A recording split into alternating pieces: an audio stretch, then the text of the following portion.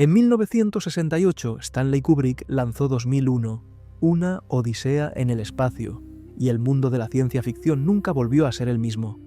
La película se convirtió en referencia, se convirtió en símbolo, se convirtió en la regla por la cual toda la ciencia ficción sería medida, y entonces un cineasta soviético vio la película, y la odió. No solo odió. Él dijo públicamente que 2001 era falso en muchos puntos, un esquema sin vida, una obra que se preocupaba demasiado por el espectáculo tecnológico y menos por el ser humano que estaba al otro lado de la pantalla. Ese cineasta era Andrei Tarkovsky, y lo que hizo a continuación fue exactamente lo que cualquier persona con ese nivel de convicción debería hacer. Fue allí y trató de demostrar que tenía razón. 4 años después de 2001, en 1972, Tarkovsky estrenó Solaris, una película soviética de ciencia ficción sobre un planeta que lee tu memoria, materializa a tus muertos y te obliga a enfrentar aquello que has pasado toda tu vida tratando de olvidar. Una película que, irónicamente, el propio Tarkovsky consideró un fracaso, y que Kubrick declaró admirar profundamente. Si ya te has dado cuenta de que esta historia no trata sobre el espacio, trata sobre lo que llevamos dentro de nuestra propia mente, inscríbete en el canal ahora. Porque algunas ideas, cuando realmente las entiendes, no te dejan escapar de ti mismo. Para entender Solaris, es necesario primero comprender la encrucijada en la que se encontraba Tarkovsky cuando se concibió la película. No era un cineasta cualquiera.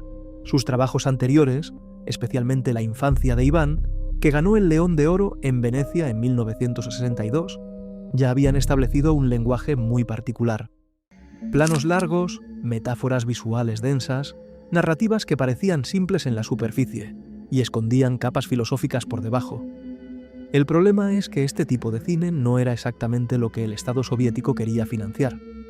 Su película siguiente, Andrei Rublev, fue prácticamente prohibida por el gobierno por tratar sobre la religiosidad y la resistencia espiritual en la Rusia medieval. El guión de lo que sería El espejo fue rechazado desde el principio. Tarkovsky estaba rodeado. Necesitaba un proyecto que pareciera lo suficientemente seguro como para pasar los filtros de la censura, y al mismo tiempo lo suficientemente profundo como para ser lo que él quería hacer. La ciencia ficción, en ese momento, parecía la salida perfecta. En la superficie era un género comercial, tenía un atractivo popular, no levantaría sospechas políticas inmediatas, y había un libro disponible, un libro polaco de 1961 llamado Solaris, escrito por Stanisław Lem, que ya era un éxito considerable y había sido adaptado a una serie de televisión en 1968. En papel era la elección obvia. Tarkovsky la hizo, pero fue ahí donde las cosas se complicaron, porque Tarkovsky no gustaba de la ciencia ficción. En entrevistas concedidas antes del lanzamiento de la película, fue directo. Por alguna razón, en todas las películas de ciencia ficción que he visto, los cineastas obligan al espectador a examinar los detalles de la estructura material del futuro. Para él, esta obsesión con la tecnología y el espectáculo visual transformaba lo que podría ser un fundamento emocional en sus palabras, un esquema sin vida, con meras pretensiones hacia la verdad. Y sí, estaba hablando de Kubrick. Estaba hablando de 2001, pero lo curioso es que este rechazo al género no lo paralizó. Al contrario, fue precisamente la desilusión lo que lo liberó, porque un director que no respeta las convenciones de un género no siente la obligación de seguirlas. Y eso fue exactamente lo que ocurrió. Tarkovsky no hizo una ciencia ficción.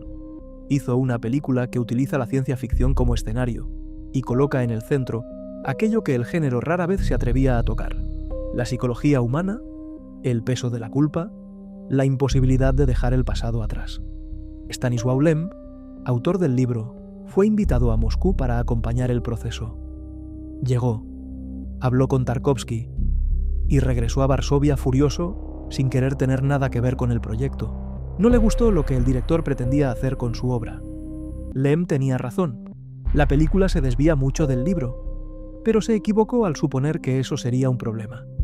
El libro de Lem comienza directamente con el viaje de Kelvin hacia la estación espacial. Tarkovsky hizo una elección diferente, y esa elección define todo lo que viene después.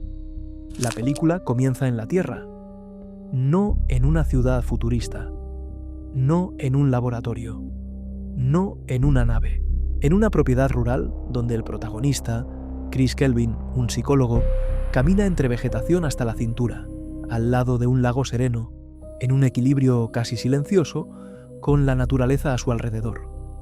Un caballo pasa libre al fondo. La lluvia comienza a caer sobre la hierba. La decisión no fue estética, fue filosófica.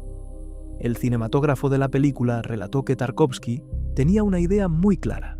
La Tierra debía ser filmada como un lugar sensorial, orgánico, profundamente humano. Salir de la Tierra era, para él, un acto contra la naturaleza, algo que hiere al ser humano en un nivel que la ciencia no puede medir. Entonces filmó la Tierra como si fuera un paraíso, que estamos a punto de perder, y luego mostró dónde vamos a parar cuando dejamos este paraíso atrás. Hay una secuencia que ejemplifica esto de una manera casi perturbadora. Antes de que Kelvin aborde la estación, la película pasa largos minutos mostrando el interior de un automóvil recorriendo las calles de Tokio, sin diálogos, sin explicación narrativa inmediata. Solo la ciudad, el tráfico, los túneles, los viaductos, los sonidos mecánicos superponiéndose. Tarkovsky no eligió Tokio por accidente. Era la ciudad más tecnológicamente avanzada que existía en ese momento. Y al filmarla de esa manera, larga, aburrida, casi alienante, estaba diciendo algo. Incluso en la más alta expresión del progreso humano, lo que nos queda es rutina, ruido y repetición. Estamos tan inmersos en nuestras propias creaciones que apenas podemos ver lo que hemos perdido.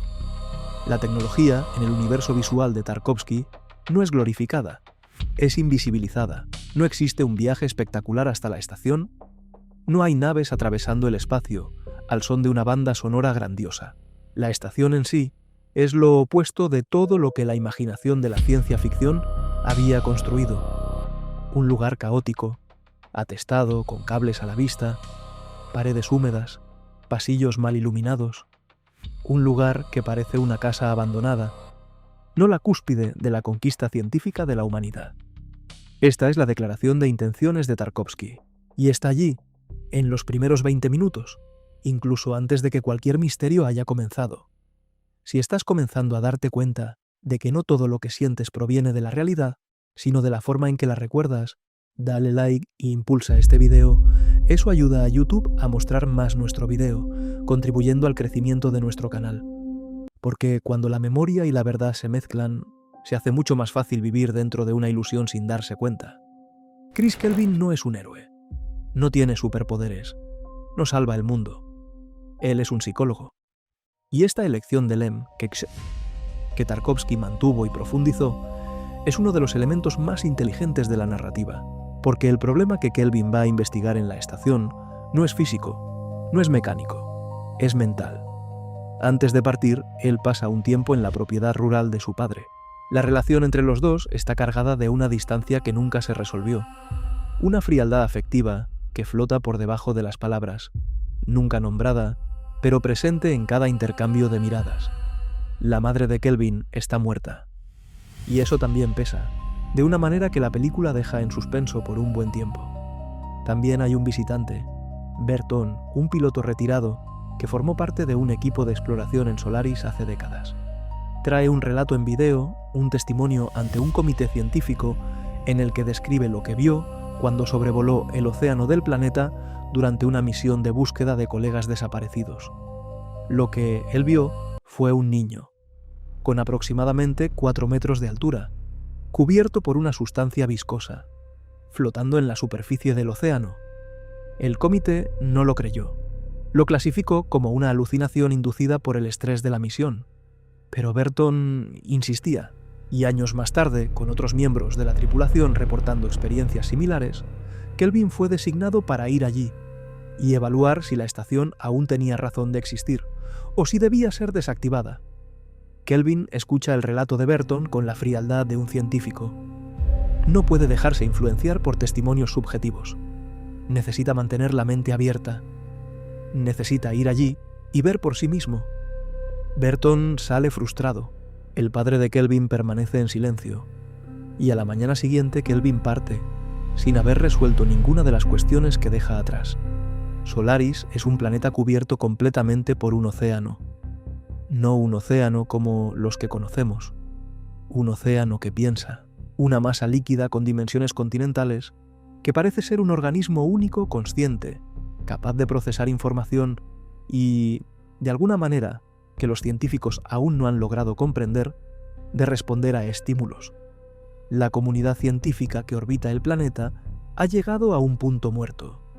Décadas de estudio han producido bibliotecas enteras de observaciones y teorías, un campo completo llamado solarística. Y aún así, el océano sigue siendo fundamentalmente incomprensible, no porque los científicos sean incompetentes, sino porque el objeto de estudio parece estar más allá de cualquier categoría que la mente humana sea capaz de crear. Stanisław Lem describió esto en el libro con una claridad que es casi brutal. La humanidad encuentra algo que no puede reducir a conceptos humanos. No puede categorizar, no puede comunicar. Y la pregunta que plantea el libro, y que la película hereda, es ¿qué hacemos cuando nos enfrentamos a algo más grande que nuestra capacidad de comprensión? La respuesta de los científicos en la estación fue intentar forzar una reacción. Bombardearon el océano con radiación intensa, un experimento ilegal, no autorizado. Y fue ahí donde los visitantes comenzaron a aparecer. Kelvin llega a la estación y encuentra el caos. Uno de los 3 científicos restantes se suicidó y dejó un video especialmente para él. Un mensaje confuso, perturbador, sobre algo que no pudo soportar. Los otros 2 están vivos, pero se comportan de manera evasiva, inestable, como si cargaran con un secreto que saben que no podrán explicar de forma racional. Hay niños caminando por los pasillos, una figura tratando de escapar de una habitación. Kelvin se va a dormir exhausto. Y cuando despierta, su esposa muerta está sentada en la habitación, mirándolo. Su nombre es Harry, y ella murió 10 años antes. Tuvieron una relación marcada por la distancia emocional, con Kelvin manteniendo a su esposa alejada, incapaz de ofrecer la presencia que ella necesitaba. En un momento de quiebre, después de una pelea, él se fue, y ella se quitó la vida. Inyectó el veneno que estaba en la nevera de su casa. Kelvin vivió con ese peso durante una década.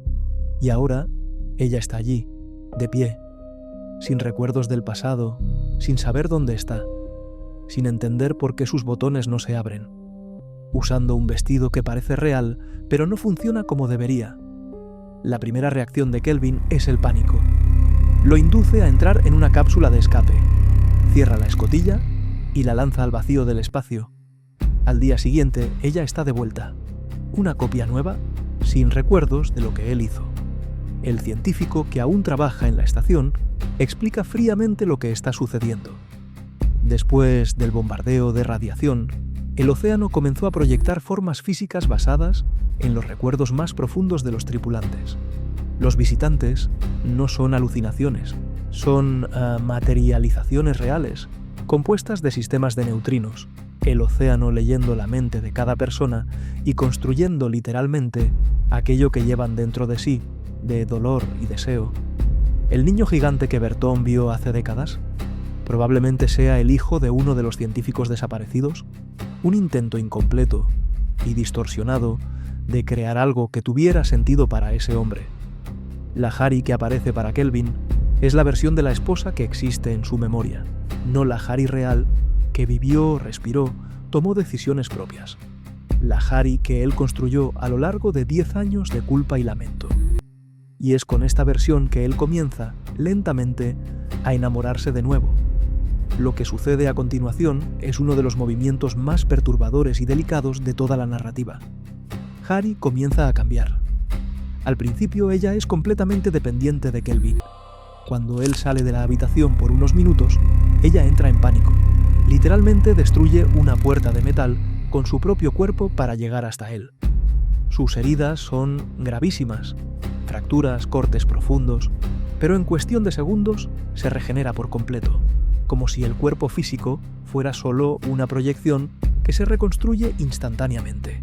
Pero con el tiempo algo comienza a cambiar. Ella empieza a hacer preguntas, a cuestionar quién es, a recuperar fragmentos de recuerdos que no eran los suyos, que vinieron de los recuerdos de Kelvin sobre ella. Y cuanto más recupera, más comienza a darse cuenta de la distancia entre lo que es y lo que debería ser. Harry desarrolla conciencia propia, voluntad propia y junto con eso, un sufrimiento propio. Ella ya no necesita a Kelvin para existir, pero comienza a preguntarse si la existencia que tiene vale algo. Mientras tanto, Kelvin hace el camino inverso. Llegó a la estación como científico, racional, metódico, comprometido con la objetividad. Pero a medida que se adentra en la relación con Harry, va abandonando la ciencia, va abandonando la misión, va construyendo a su alrededor una burbuja donde el mundo fuera de la habitación deja de existir. Él sabe que ella no es la Harry real, sabe que es una proyección creada por el planeta a partir de su memoria, y aún así, o tal vez por eso mismo, elige la ilusión. Hay una escena que captura esto de manera precisa. Una fiesta de cumpleaños melancólica de uno de los científicos, donde los tres personajes principales se sientan juntos en una biblioteca de la estación llena de cuadros y libros de la Tierra. El científico más cínico del equipo confronta a Harry directamente, con una brutalidad calculada. Ella no es humana, es una creación, una copia, un experimento. Harry se quiebra, y entonces hace un discurso sobre la humanidad, sobre lo que significa amar, sentir, querer existir, sobre el hecho de que Kelvin es el ser humano real entre ellos precisamente porque logra abrazarla como si fuera real. La película es claramente parcial aquí. La crueldad fría del científico se retrata como un vicio, la entrega de Kelvin a la ilusión, como una virtud. Pero hay una capa debajo de esta parcialidad que es más sutil y perturbadora, porque al crear a Harry a partir de su memoria de culpa, Kelvin no está amando a Harry. Está amando la versión que él construyó de ella. Está amando el reflejo de su propio dolor. ¿Hasta dónde es real nuestra percepción del otro? Cuando amamos a alguien, ¿amamos a la persona o a la versión que creamos de ella dentro de nosotros mismos? Solaris no responde, pero no deja de preguntar. Hay una dimensión de Solaris que va más allá de la filosofía y la ciencia ficción. Una capa que solo se hace visible cuando miramos la vida de Tarkovsky junto a la película. La segunda esposa del director, Larisa Kizilova, sufría de episodios convulsivos, cuando Harry, después de ingerir oxígeno líquido en un intento de suicidio, regresa a la vida y se debate violentamente ese horror físico de un cuerpo resucitando contra su voluntad. Muchos investigadores identifican ahí un eco directo de las crisis que Tarkovsky presenció en su vida cotidiana. En los diarios publicados tras su muerte, el director escribió sobre la alienación respecto a sus padres, sobre la distancia afectiva que existía incluso con las personas que amaba. Su padre y su madre eran artistas, poetas, traductores, y aún así, había entre ellos y él una barrera que nunca se disolvió por completo. Tarkovsky también abandonó al hijo de su primer matrimonio cuando comenzó a vivir con su segunda esposa. Este peso específico aparece en la película en la figura de Berton, el primer cosmonauta en reportar algo extraño en Solaris, cuya proyección dentro de la estación es la de un niño que abandonó años antes. La relación fría entre Kelvin y su padre no es una elección narrativa abstracta, es autobiográfica. Los objetos que se repiten a lo largo de la película, una caja de metal que Kelvin lleva, que reaparece en momentos clave con una muda de planta creciendo dentro de ella. El libro de Don Quijote, leído en voz alta, en una escena que resuena directamente en la relación de Kelvin con Harry. El globo blanco flotando sobre el agua al principio, que regresa girando violentamente al final. No son casualidades de producción. Son el lenguaje de un cineasta que esconde lo personal dentro de lo simbólico, que usa la metáfora como la única forma honesta de decir lo que no puede expresar directamente. Tarkovsky negó los simbolismos. Dijo que las imágenes de la película debían ser tomadas literalmente, pero la densidad biográfica de lo que está en la pantalla hace que esta negativa sea imposible de creer. Solaris es la película más personal que jamás ha hecho, y nunca lo ha admitido completamente. Tarkovsky tenía una teoría sobre el cine que lo separaba de prácticamente todos sus contemporáneos. Para él, el cine era el único arte capaz de esculpir el tiempo, de hacer que el tiempo respirara en la pantalla, no como cronología, sino como experiencia. En Solaris esto se manifiesta en la forma en que la película utiliza el color y el blanco y negro, para crear dos capas de realidad que se confunden progresivamente. Al principio hay una lógica aparente. Escenas en blanco y negro, con un azul ligeramente frío, representan recuerdos y pasado. El relato de Burton, el video dejado por el científico muerto, los sueños de Kelvin. Las escenas a color representan el presente, lo real, lo concreto. Pero a medida que Kelvin se adentra en Solaris y en su relación con Harry, esa lógica comienza a disolverse. Escenas en blanco y negro que parecen reales, escenas a color que tienen la textura del sueño, secuencias donde los personajes levitan en una biblioteca mientras la cámara los filma con la solemnidad de un documental. Solaris no rompe la realidad de manera espectacular. No hay efectos especiales dramáticos. La perturbación es lenta, acumulativa, casi imperceptible, hasta que, de repente, el espectador se da cuenta de que ya no sabe con claridad qué está sucediendo dentro de la cabeza de Kelvin y qué está ocurriendo en realidad. Y esa confusión es el punto.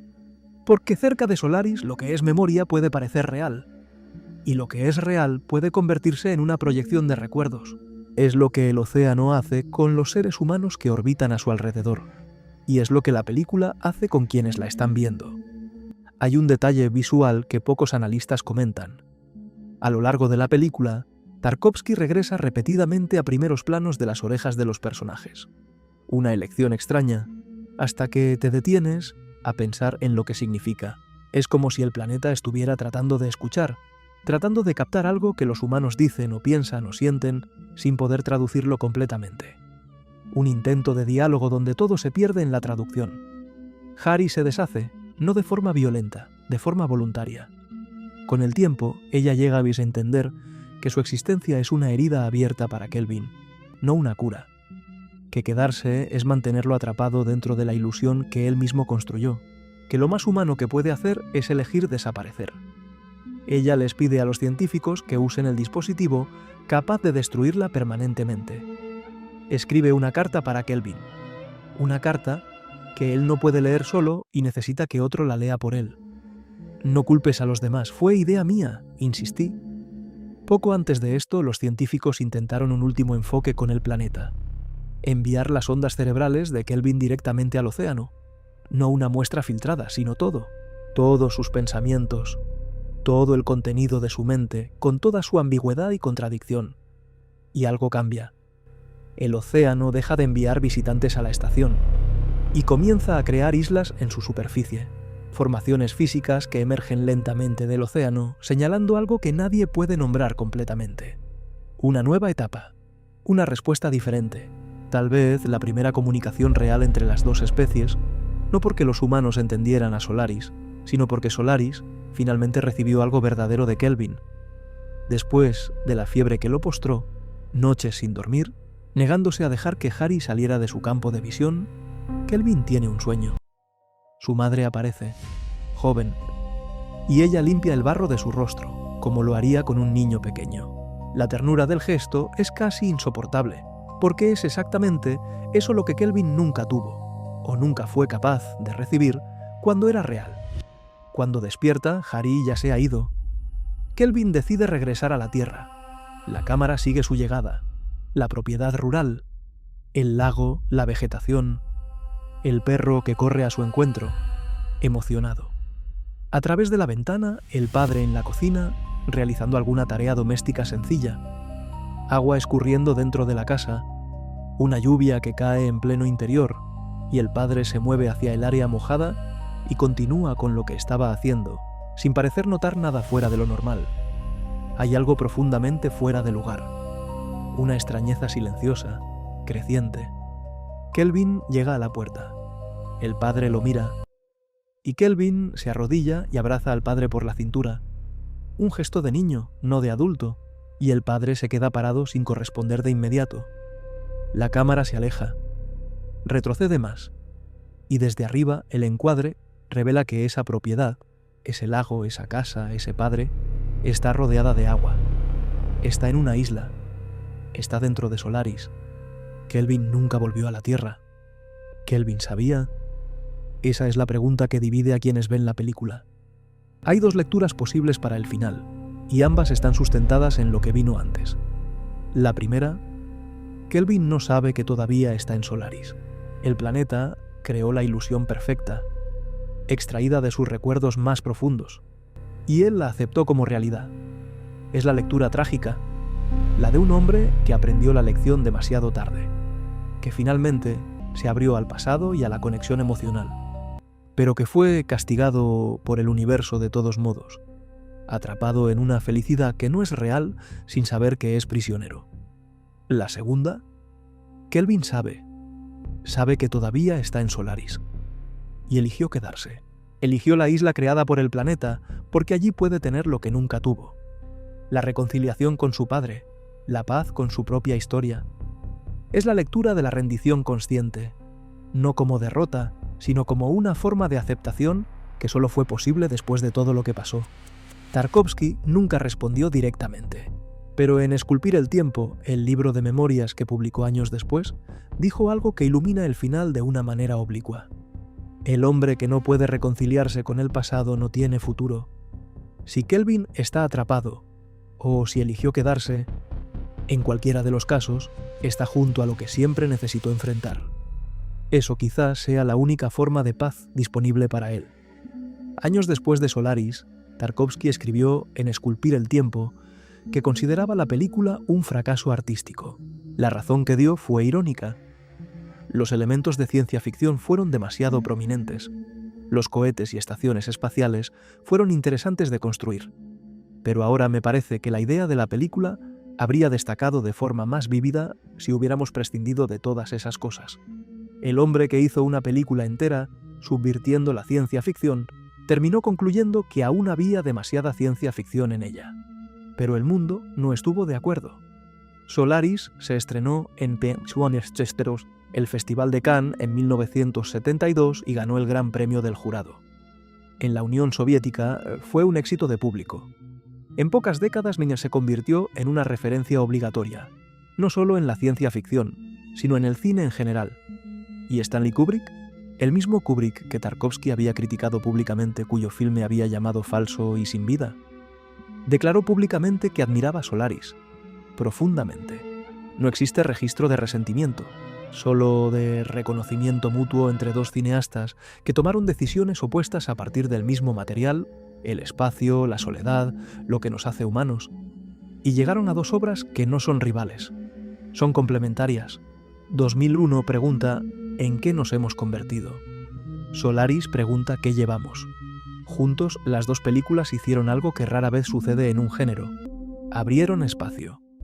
Mostraron que la ciencia ficción podía ser literatura, que el espacio podía ser interior, que la pregunta más importante que una nave espacial puede llevar no es sobre el destino, es sobre quién está a bordo y qué es lo que esa persona no pudo dejar atrás.